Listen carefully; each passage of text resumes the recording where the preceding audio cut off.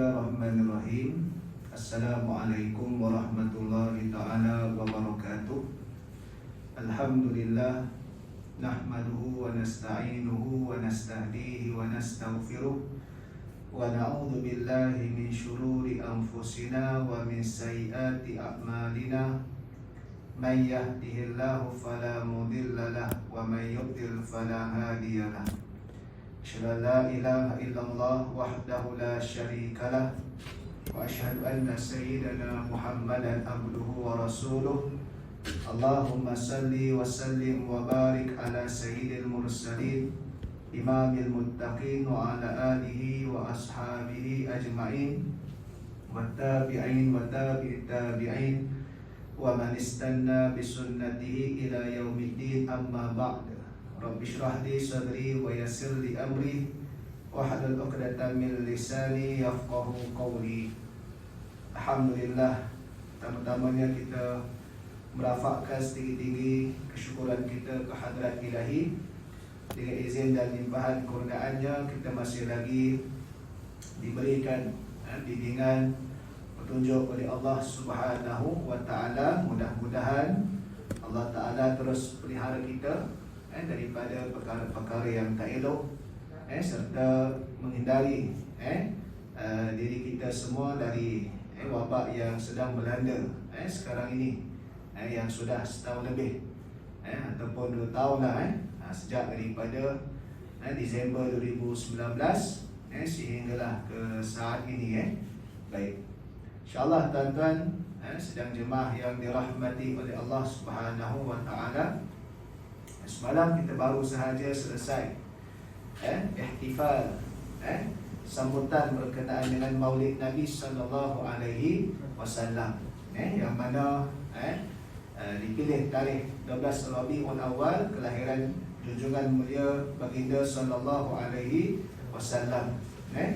Adapun di peringkat kita, sama ada di peringkat kebangsaan maupun negeri, maupun di peringkat masyarakat, bandar-bandar, kampung-kampung, surau-surau, masjid-masjid, biasanya memang kita menjadikan tarikh ini sebagai sambutan Nabi, memperingati kelahiran Nabi sallallahu alaihi wasallam.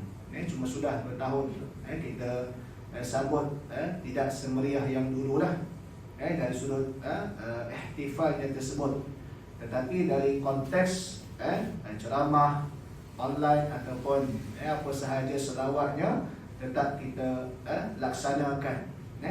Mudah-mudahan dengan kita menunjukkan ekspresi sedemikian, kita akan lebih terus dekat dengan Nabi sallallahu alaihi wasallam. Baik tuan-tuan yang dirahmati oleh Allah Subhanahu wa taala, bila kita kata ihtifal, sambutan di Maulidin Nabi sallallahu alaihi wasallam, kelahiran Nabi sallallahu alaihi wasallam, adakah bermaksud kita tidak memperingati Nabi pada tarikh-tarikh yang lain? Tidak. Sudah pastilah kita ni wajib ingat Nabi, tuan-tuan. Tiap-tiap hari kita wajib selawat ke atas Nabi sallallahu alaihi wasallam. Betul ke tidak? Setiap hari wajib selawat. Betul. Sebab kita semayang. Dalam semayang tu kan ada rukun selawat ke atas Nabi sallallahu alaihi wasallam pada tahiyat akhir. Dan itu wajib. Adapun selawat di luar daripada solat, maka itu adalah sunnah dan sangat digalakkan. Tetapi nak kata kewajipan itu ada menerusi dengan pensyariatan solat tadi itu. Makna kata kalau dia kata hari ini saya tak selawat kepada Nabi, dia tak semayang ke apa? Kan? Jadi tiap hari kita wajib selawat ke atas Nabi sallallahu alaihi wasallam. Allah Taala peruntukkan dalam solat tadi itu. Dan besarnya hikmah kelahiran Nabi sallallahu alaihi wasallam ni tuan-tuan, kerana apa? Kerana rahmat yang dibawakan oleh Nabi sallallahu alaihi wasallam dia ada 2. Satu, dengan Nabi sallallahu alaihi wasallam itu sendiri pada zatnya, Allah Taala ciptakan baginda sallallahu alaihi wasallam. Yang kedua, menerusi syariat Islam yang disampaikan kepada kita, rahmatnya kepada alam ini. Dan sebagai itu yang selalu kita sebut berdasarkan surah Al-Anbiya ayat 107. wa ma arsalnaka illa rahmatan lil alamin. Dan tidaklah kami mengutuskan kau wahai Muhammad melainkan menjadi rahmat bagi sekalian alam.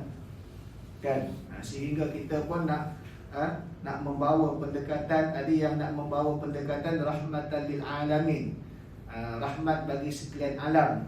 Tetapi kita kena faham maksud yang sebenarnya, supaya konteks rahmat yang dibawakan oleh Nabi SAW itu tidak diselewengkan dan berada pada atas landasan yang tepat sebagaimana yang dikehendaki oleh Allah, yang difahami menerusi perbahasan para alim ulama tersebut.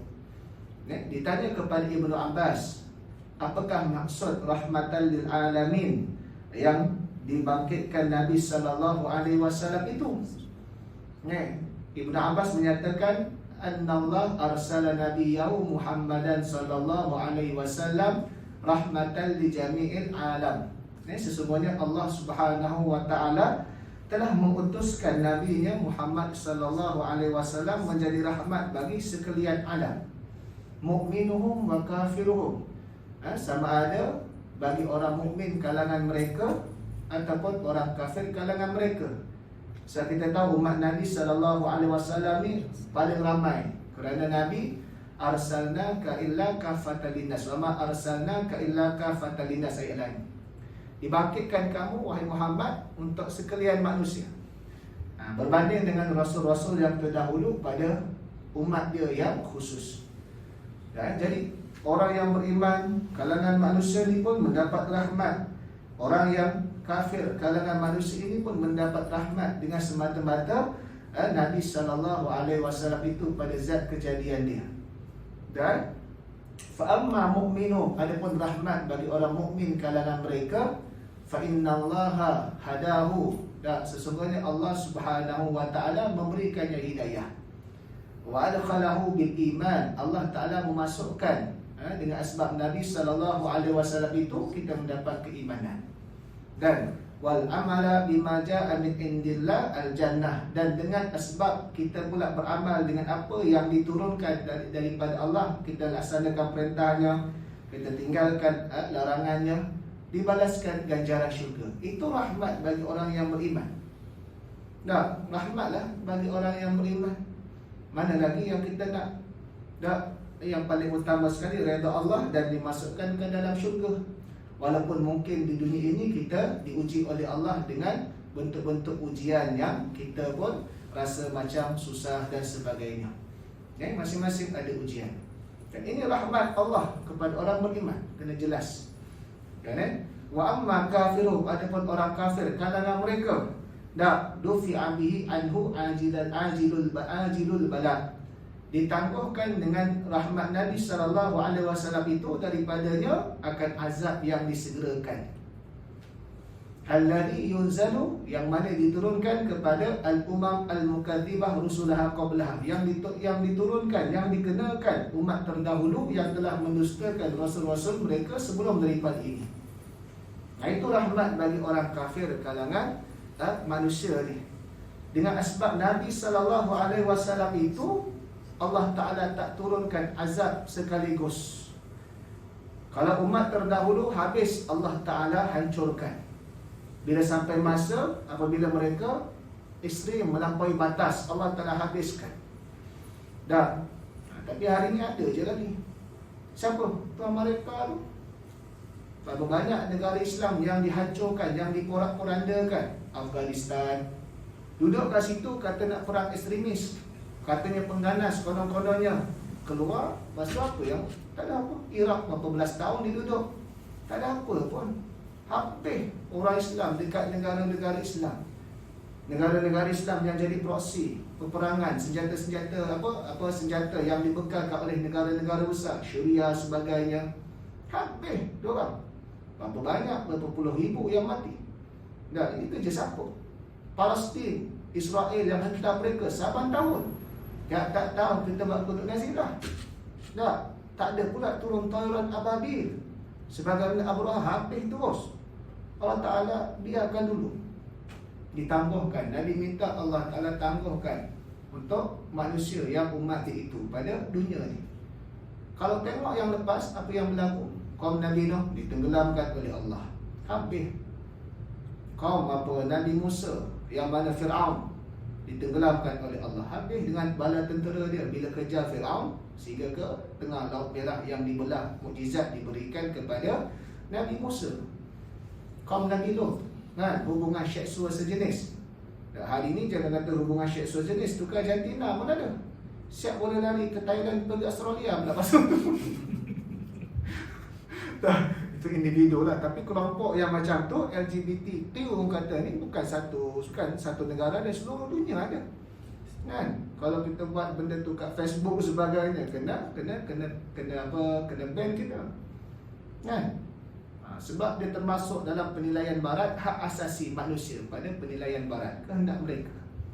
Dan jadi nak katanya ada banyak. Cuba fikir apa maksiat umat terdahulu yang tak ada lagi dilakukan oleh manusia zaman sekarang ni. Semua ada. Zina, hubungan sejenis, bunuh, macam-macam lah. Dah, Namrud dulu Allah Ta'ala hantar apa? Belalang. Namrud, sembahan berhala lagi lah, macam-macam. Tapi tak ada. Disebutkan oleh Dr. Gharib As-Sirjani, peristiwa terakhir yang Allah Ta'ala hancurkan manusia ini secara segera adalah pada peristiwa Abrahah dan tentera bergajah. Itulah peristiwa yang terakhir Allah Ta'ala turunkan bala, hancurkan terus mereka yang melampaui. Peristiwa Abrahah dan tentera bergajah ni adalah 50 hari sebelum Nabi SAW dilahirkan tersebut. Jadi nak kata begitu rahmat Nabi SAW tersebut. Makna kata penangguhan tadi itu bukanlah bermaksud orang-orang kafir boleh melakukan sewenang-wenangnya. Ini adalah sebagai rahmat Nabi sayang kepada umat dia yang Nabi mengharapkan dalam tempoh sebelum berlakunya kiamat atau tempoh sebelum mereka mati adalah mereka ini mudah-mudahan mencari hidayah Allah dan diberikan hidayah oleh Allah. Itu yang Nabi harapkan kerana umat Nabi ramai. Nabi sayang kepada umat dia. Tapi kita tahu umat Nabi ini terbahagi kepada beberapa kategori. Umatul dakwah, umat yang perlu didakwah, umat ittiba yang mana pengikut Nabi, dan yang mana umat yang kita panggil yang menjadi pendukung Nabi. Tapi yang kita panggil yang untuk kita dakwah tadi itu adalah kalangan ni lah. Nabi mengharapkan. Cuma dia jadi umat Nabi ketika mana di dunia ni, waktu di akhirat jika mereka kekal dalam keadaan kekufuran, mereka tidak menjadi lagi dakwah umat Nabi SAW. Ini kerana mereka tidak beramal soleh. Sebagaimana Nabi Nuh, bila banjir besar dikenakan kepada zaman Nabi Nuh, ditenggelamkan seluruh manusia. Mengikut majoriti mufassirin, seluruh dunia tenggelam. Seluruh dunia. Kerana sebab itu Nabi Nuh digelar sebagai Abul Bashar Thani, bapa manusia yang kedua. Daripada itu bermula manusia baru balik tu, daripada apa yang berada atas bahtera saja. Nabi Adam Abul Bashar awal, yang pertama. Dan kerana daripada dia lahir keturunan-keturunan. Sampai Nabi Nuh ditenggelamkan balik, apa yang ada daripada bahtera itulah manusianya berkembang balik, haiwan-haiwannya berkembang balik dengan izin dan kurnian Allah. Bila dah banjir besar tu, anak Nabi Nuh kita tahu antara orang yang tidak beriman walaupun bapanya Rasul. Ini ujian. Sebagai gambaran kepada kita. Anak dia lari ke atas puncak bukit. Lari sampai puncak bukit yang tinggi kerana menyangka boleh menyelamatkan diri daripada banjir besar yang berlaku tadi itu. Dan Nabi Nuh kejar, sayang seorang bapa kepada anak. Bapa ni sayang kepada anak walaupun anak ni nakal. Realiti kan. Sebab sifat manusia itu ada. Sifat manusia itu ada. Kita tengok cerita je lah Kasim Selamat. Mak mertua dia walaupun tak suka, Sabariah kahwin dengan Kasim Selamat ahli muzik, tapi dia bagi duit waktu tu RM5,000 waktu tu. RM5,000 macam RM5,000 sekarang. Nisbah barangan beza kan, nilai pun beza. Dia tetap bagi walaupun dia tak suka, sebab dia sayang ke anak dia. Tak dengar, walaupun tak dengar cakap, disuruh kahwin dengan doktor. Doktor apa? Doktor Ismadi ke Asmadi. Itu Ismadi. Dia kurang gitulah kan. Tapi dia pilih juga ahli muzik. Ahli muzik dulu bukan kaya macam ahli muzik sekarang. Ahli muzik sekarang kadang-kadang suara pertengahan pun, tapi kalau you punya YouTube dia meletup, kaya juga. Kalau dulu sedap macam mana pun, tapi zaman dulu dah berubah. Zaman kita panggil yang penting gitu kan. Jadi dia bagi duit walaupun anak tak dengar cakap saya. Ini fitrah manusia tadi tu. Fitrah manusiawi tadi tu kan. Apa sehingga kan Nabi Nuh kejar dengan batera. Kejar-kejar dengan batera sampai akhir sekali dah pujuk-pujuk tanah juga. Allah Ta'ala pun mengatakan firman dia, Ya Nuh innahu laisa min ahlik innahu amalun ghairu salih. Wahai Nuh, dia sesungguhnya dia bukan lagi keluarga kamu. Innahu laisa min ahlik, bukan keluarga kamu. Tapi itulah maksudnya habis dah. Tak perlu dah lagi Nabi Nuh faham ini wahyu perintah Allah, selesai. Innahu amalun ghairu salih. Dia sesungguhnya tidak melakukan amal soleh, yakni tidak mengikut kamu, tidak beriman dengan kamu dan sebagainya. Dan begitulah umat Nabi SAW di dunia ini, manusia yang kufur, mereka dapat rahmat daripada Allah atas Nabi SAW. Asbabnya Nabi di dunia sudah tidak ada lagi apabila mereka terus menerus mengingkari akan apa yang Nabi SAW bawa tadi itu. Dan ini rahmat. Sebab itu Dr. Ghadir As-Sirjani, peristiwa terakhir yang berlaku yang Allah Ta'ala direct on the spot hancur terus adalah pada peristiwa Abraha dan tentera bergajah. Dihantarnya payuran ababil, burung-burung yang dinamakan burung ababil, sampai hancurnya seumpama Allah Ta'ala bagi gambaran daun-daun yang dimakan oleh ulat-ulat.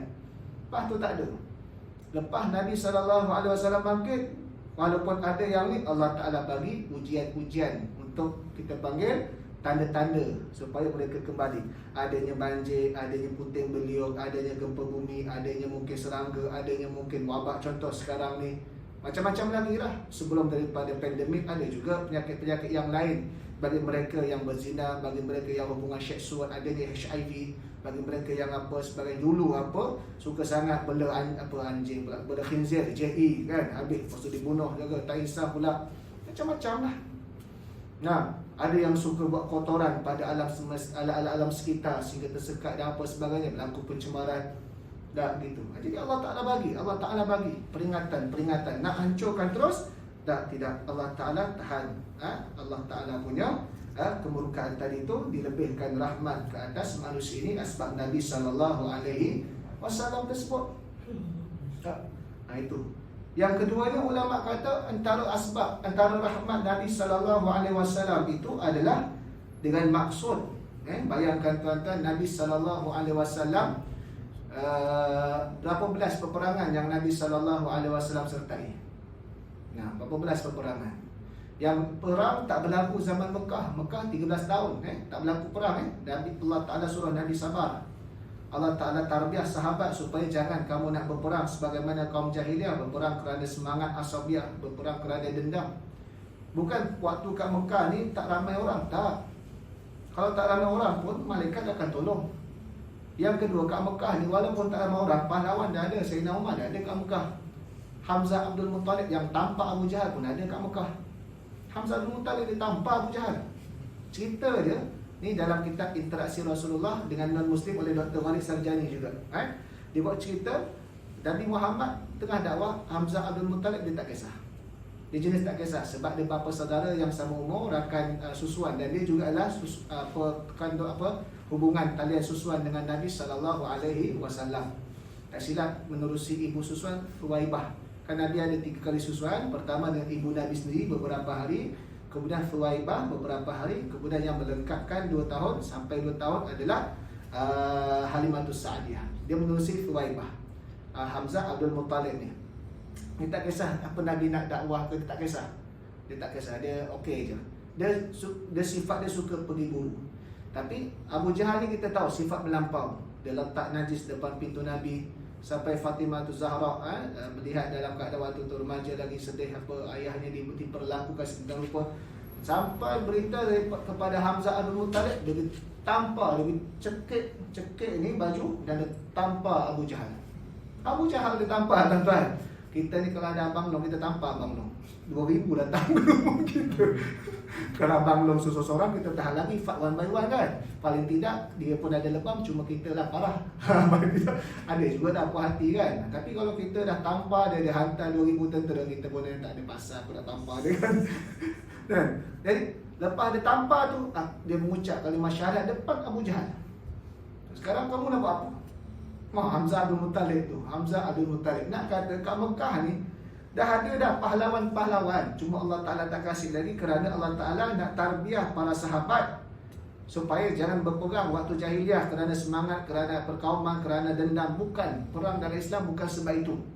Nah, jadi 13 tahun kat Mekah tak berlaku perang, 10 tahun kat Madinah berlaku perang. Allah Ta'ala izinkan dengan sebab yang tertentulah. Berapa kali perang yang Nabi sertai? Ikut Zaid bin Arqam, dalam Sahih Bukhari ditanya kepada Zaid bin Arqam, kam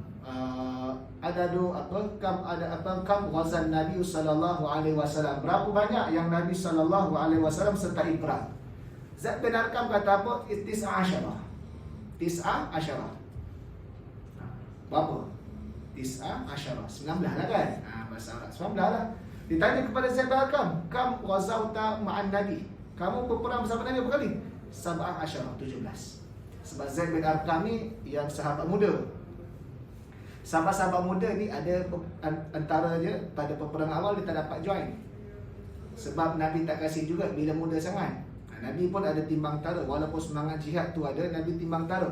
Dalam perang Badar ada je sahabat yang muda, yang remaja, masih remaja sangat nak join perang Badar, tuan-tuan. Nak join perang Badar sampai dia pakai jubah, bukan jubah lah, macam pakaian ayah dia yang panjang sikit. Dan bila waktu pembarisan nak cek tu, dia pun letak batu. Dia duduk atas batu tu biar nampak sama tinggi. Punya semangat sahabat tu.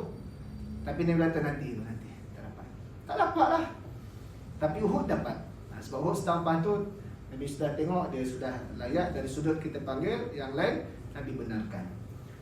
Abdullah ibnu Umi Maktum buta pun minta pergi perang, Nabi tak kasih. Dan Islam ni dia ada semangat, tapi semangat dia kena real punya. Nabi tak kasih. Nah, sebab itu dia pernah ganti Nabi waktu Nabi keluar pergi perang 2 kali jadi pemangku, pemimpin negara Madinah. Dia dipangku 2 kali. Dapat peluang Nabi kasih. Walaupun dia bagi alasan macam-macam. Dia kata kalau aku Muhammad ya Rasulullah ke medan perang, aku tak lari. Musuh ramai macam mana pun aku tak nampak. Itu kelebihan aku. Kalau orang celing dia nampak, musuh ramai dah susah. Aku ni buta. Datanglah musuh banyak mana pun, senjata hebat banyak mana pun, aku akan di situ. Sama ada sedar-sedar aku dah diangkut balik ataupun sedar dah dalam barzah. Macam gitu. Jadi semangat. Ya, itu 17. Tapi ada bilangan ulama kata lebih daripada tu bilangan perang Nabi. Sampai 29, 30 pun ada. Sebab cara ulama klasifikasi peperangan tersebut. Ada yang kira peperangan yang tercetus sahaja. Mana kata bila Nabi sampai, musuh sampai, perang, itu yang dikira. Ada yang kira walaupun tak tercetus perang, tapi sudah ada kesiapsiagaan tentera Islam. Datang-datang musuh patah balik, dia tak kira. Ada yang ulama kata kalau berlaku dekat-dekat perang sangat tak sampai seminggu beza, dikira satu je lah. Macam perang Ahzab, habis je Ahzab ada Quraizah. Sebab orang Yahudi di selatan Madinah dia pakak pula dengan tentera Ahzab. Dia dekat-dekat tak sampai 2 hari, habis dia terus perang. Dikira satu je. Macam itulah. Ada yang kira bukan perang, tapi yang penting musuh serang. Contoh dalam peristiwa Bi'rul Ma'unah dan Ar-Rabi'ah. Sahabat dikhianati, Nabi hantar pasukan, bukan pasukan, Nabi hantar sahabat kerana mereka minta nak mengajak Islam tapi mereka tipu. Kan sehingga Nabi kunut nazilah sebulan 5 kali waktu sehari semalam. Nah, itu ada yang kira sebagai perang, ada yang tak kira. Kerana dikira Nabi hantar tentera. Kan? Kalau risikan nama Sariyah. Sariyah. Tu kalau yang jamaah dia Saroya. Sariyah, risikan. Risikan tu bukan untuk perang. Sariyah tu 40 kali. Dikira sampai 40 kali. Bayangkan dalam tempoh 10 tahun tu. Perang tu sampai ulama boleh kira sampai 30, tapi yang paling sikit 19 lah. Ambil apa hadis yang Bukhari tu, Zaid bin Arqam 19. Kan? Tapi bayangkan daripada banyak-banyak perang tadi tu, berapa yang ditakdirkan oleh Allah dengan izin Allah yang terbunuh di tangan Nabi sallallahu alaihi wasallam. Bayangkan, seorang aja. Seorang aja. Nama Ubay bin Khalaf. Dalam perang Uhud. Perang Uhud ni dalam peperangan yang berlaku adalah peperangan paling ramai sekali para sahabat syahid korban, iaitu 70 orang. Adapun perang-perang lain belas-belas dan sebagainya di kalangan sahabat. Perang Badar 14 orang, perang Khandaq 6 orang, perang Mu'tah ada kata 8, ada kata 12. Perang Hunain 4 orang, Fatu Mekah 2 orang. Ar-Raji' 10 ni Sahih Bukhari kata 10, Ibnu Hisham kata 6.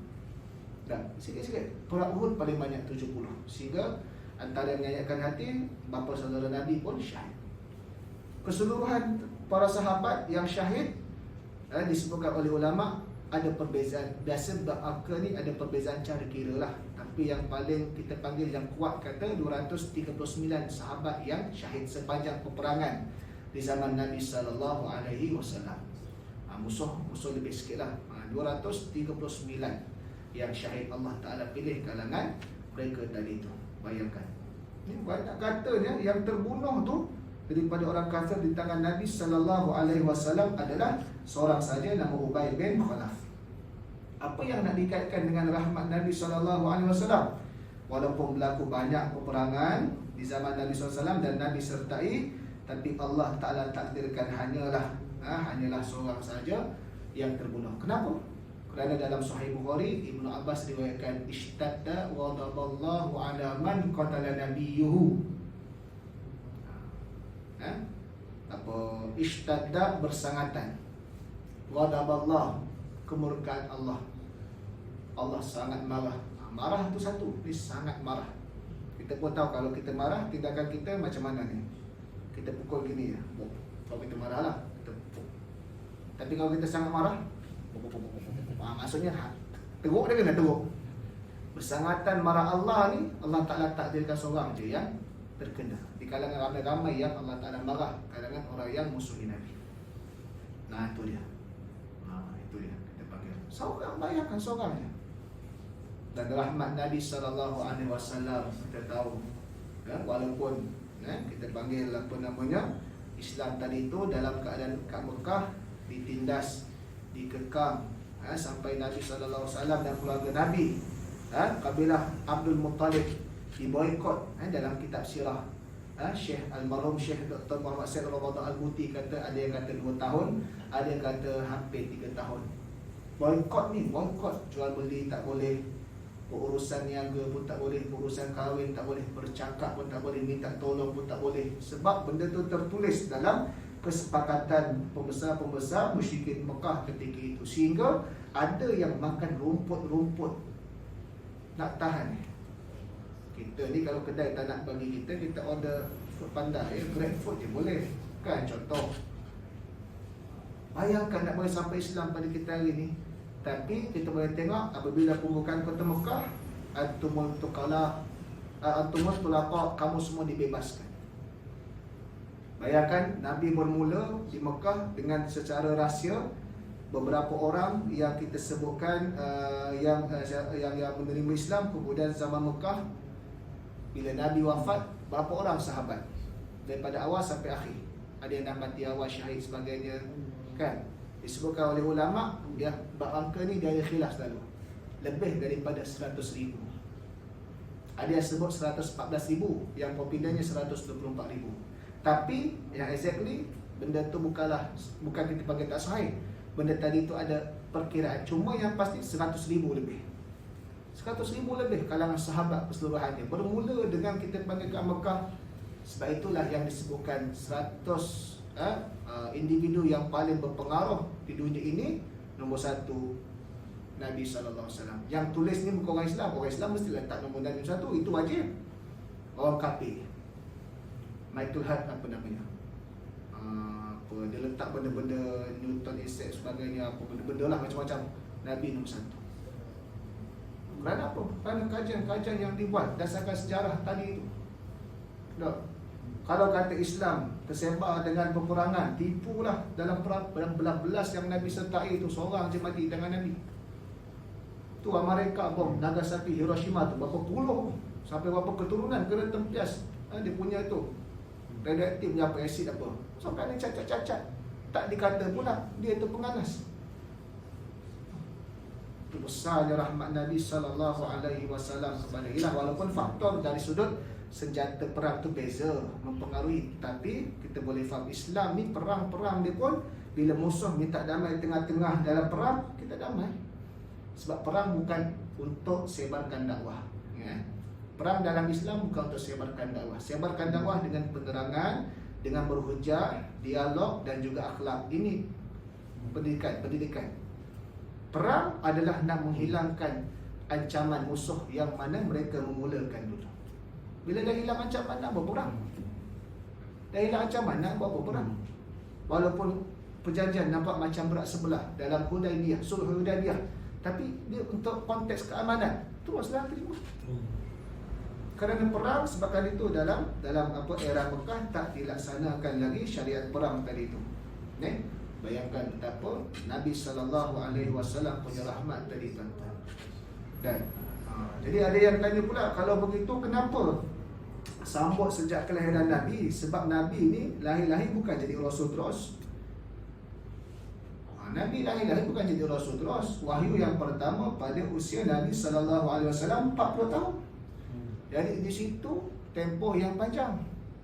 Patutnya kita sambutlah waktu penerimaan wahyu yang pertama.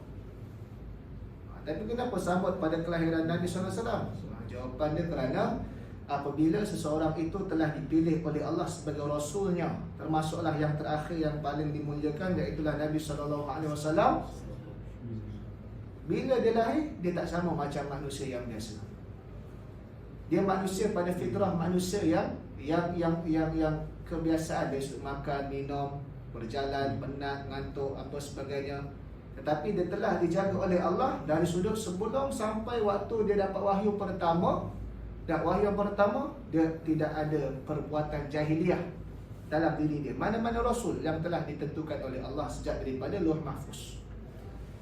Ada dengar Nabi SAW minum arak sebelum jadi Nabi, sembah berhala, bunuh orang.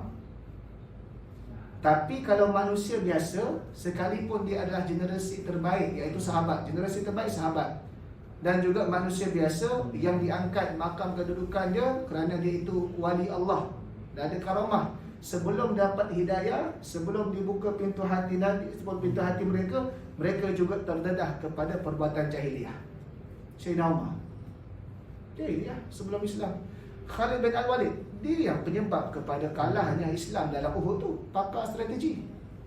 Abu Sufyan, bapa segala penyangak, dia penyebab berlaku perang Uhud. Perang Badar, dia penyebab berlaku perang Uhud. Dia yang kita panggil buat rundingan dengan pakatan-pakatan yang Ahzab. Apa lagi dia tak buat sebelum dapat Islam? Ikrimah anak Abu Jahal, sebelum masuk Islam dalam pembukaan kota Mekah, apa peperangan lawan Nabi yang dia tak sertai? Semua dia sertai. Tapi bila dah jadi Islam, dia jadi sahabat, dia sebaik-baik generasi. Cuma beza di antara kalangan sahabat saja makam, tapi dengan generasi dan mereka lah yang paling terbaik. Wali Allah di antaranya Fudail bin Iyad, Abidul Haramain, sebelum jadi wali Allah, dibukakan pintu hati oleh Allah, dia ni insaf dan kuat beribadah dan diangkat sebagai wali. Dia ni sampai ulama sufi yang muktabar, hidup sezaman dengan Ibnul Mubarak, Sultanul Muhaddithin, ketua bagi segala ulama hadis. Ibnul Mubarak itulah, dia ni ulama tasawuf. Dia adalah penyambut tengah jalan. Rombongan datang dia sama, rombongan datang dia sama. Sampai waktu ketika dalam rombongan tu ada budak kecil, ditanya, mana kamu punya harta? Budak kecil tu beritahu, kamu cakap terus terang budak. Budak kecil dia kata, mak kata kena jujur. Budak-budak kan. Kerana kalau manusia tak tahu, Allah Ta'ala tahu. Tersentak dia. Allah Ta'ala tak tahu, kita pun ajar aku gitu. Itu asbab permulaan wali Allah. Maknakan, dan kalau manusia biasa, hatta generasi terbaik sahabat dan juga wali-wali Allah, sebelum mereka dapat hidayah, dibuka pintu hati, mereka terdedah kepada perbuatan jahiliah. Tapi Nabi tidak, Rasul tidak. Nabi Ibrahim sebelum jadi wali, sebelum jadi Rasulullah, bapanya patung sembahan. Disuruh Nabi Ibrahim jual kat pasar. Nabi Ibrahim buat macam mana? diikat dengan tali, patung tu terbalikkan, ditarik pada kaki, kepala patung tu diseret. Enggak. Begitulah juga dengan yang lain.